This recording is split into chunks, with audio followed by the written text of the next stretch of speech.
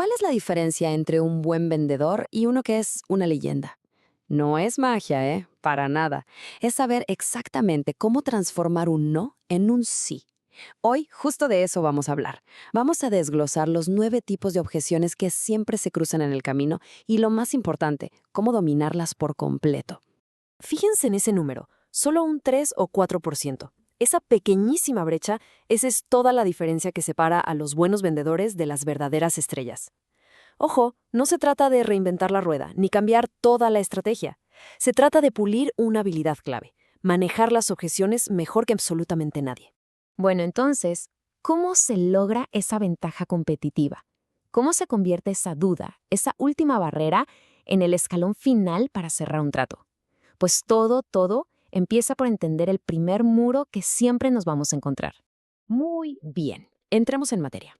Vamos a enfrentar el primer obstáculo, el más común de todos. Esa resistencia inicial, casi un reflejo automático que tiene cualquier prospecto. A ver, pensemos en esto por un segundo. Todos los días nos bombardean con miles de mensajes comerciales. Entonces, cuando un prospecto dice de inmediato, no me interesa, no es algo personal, para nada. Es un simple mecanismo de defensa. Su cerebro ya está programado para levantar un escudo. La clave es no tomarlo como un rechazo, sino como el verdadero punto de partida. Y bueno, para derribar ese escudo se necesita una frase de apertura que sea potente, que vaya directo al beneficio. Y esta simple pregunta no solo funcionó, sino que de hecho convirtió a un vendedor en una auténtica leyenda. La historia de este vendedor de vidrio de Corning es genial. El primer año, para demostrar su producto, él mismo golpeaba el vidrio con un martillo frente al cliente. Y le fue increíble, rompió récords. Pero el año siguiente hizo algo todavía mejor. Le dio el martillo al cliente. ¿El resultado? Otro récord nacional. Es el ejemplo perfecto de cómo evolucionar de solo contar un beneficio a dejar que el cliente lo sienta, que lo viva en carne propia. Ok, ya superamos esa primera resistencia. Ahora pasamos a un tipo de objeción completamente distinto. Ya no hablamos de un reflejo emocional, sino de una duda que nace de la lógica, de la necesidad de tener hechos y datos duros en la mano. Y estas objeciones lógicas, digamos que vienen en dos sabores. La primera es súper sencilla. Es una demanda de información. El cliente básicamente está diciendo, oye, no entiendo bien, explícame más. Eso es perfecto. Es una invitación a seguir la conversación. La segunda, en cambio, es una objeción objetiva. Y esta es un desafío directo. Es cuando te dicen, ¿sabes qué? No creo que tu producto de verdad haga lo que dices. Entonces, el punto crucial aquí es que a una duda basada en hechos se le responde con más hechos. No con opiniones, no con promesas. Primero, se agradece la pregunta. ¿Por qué? Porque demuestra que la persona está poniendo atención. Después, se le da una prueba irrefutable, testimonios, datos, un estudio de caso. Y ya que se responde, se confirma que la duda quedó resuelta y listo, se sigue adelante con toda la confianza. Y ahora, ahora sí que damos un giro de 180 grados. Dejamos por un lado el cerebro lógico y nos metemos directo al corazón. Aquí, las objeciones no se basan en datos ni en pruebas, sino en sentimientos, en opiniones y en puras emociones. Esto de aquí ilustra la diferencia de una manera clarísima. Pasamos de un mundo donde las pruebas lo son todo a uno donde la empatía y la perspectiva personal son la clave. No creo que dure tanto contra no me gusta el color. Son, de verdad, dos universos completamente distintos. A ver, aquí tenemos 3 tipos de objeciones emocionales. Si es subjetiva, tipo no me gusta el color, la clave es no discutir el color. Es reenfocar la conversación hacia las necesidades reales con preguntas. Si es maliciosa, como un comentario grosero o un insulto, la mejor estrategia, por mucho, es ignorarla. No es personal, es un reflejo de los problemas de la otra persona, no de uno. Y si es de presunción, donde el cliente quiere demostrar que sabe más, perfecto. Se admira su conocimiento, se le hacen preguntas, eso alimenta su ego y curiosamente genera confianza. Bien, ahora sí entramos en territorio avanzado.